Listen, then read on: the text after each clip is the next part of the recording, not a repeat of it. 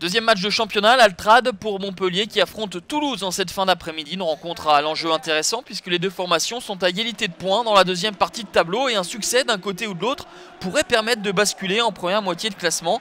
Côté composition, on relèvera le choix de Roland Courbis d'associer Souleymane Camara à Kevin Berrigo en pointe.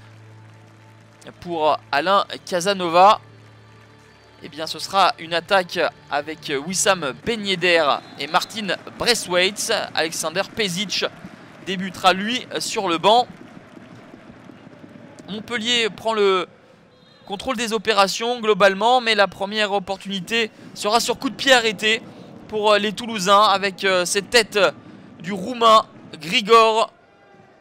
Et Geoffrey Jourdain est tout heureux de voir ce ballon passer à côté de son poteau. On avance dans cette première période, 37e minute. La mésentente de la défense toulousaine qui en profite.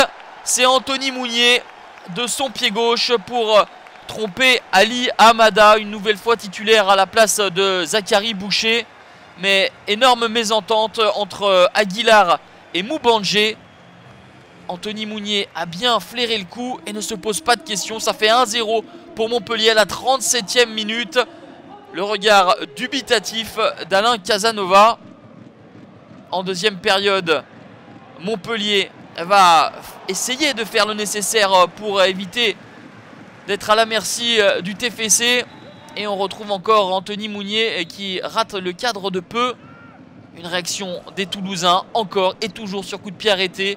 Le coup franc enroulé de Wissam Ben Yedder frôle la lucarne mais n'est pas cadré.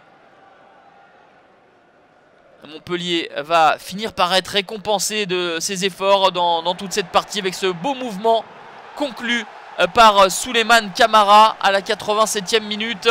Lui, l'habituel remplaçant, était titulaire, a joué toute la rencontre et en fin de partie marque le but du break, 2-0. Très beau but dans sa conception, le beau mouvement avec Bakar et la finition du Sénégalais Camara. Montpellier va avoir une dernière situation. La frappe dans un angle fermé.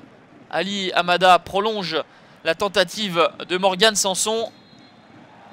Mais c'est bel et bien les hommes de Roland Courbis qui vont s'imposer 2-0 fort logiquement. Vitorino Hilton et ses coéquipiers s'imposent pour la deuxième fois de suite à l'Altrad et montent en première partie de classement.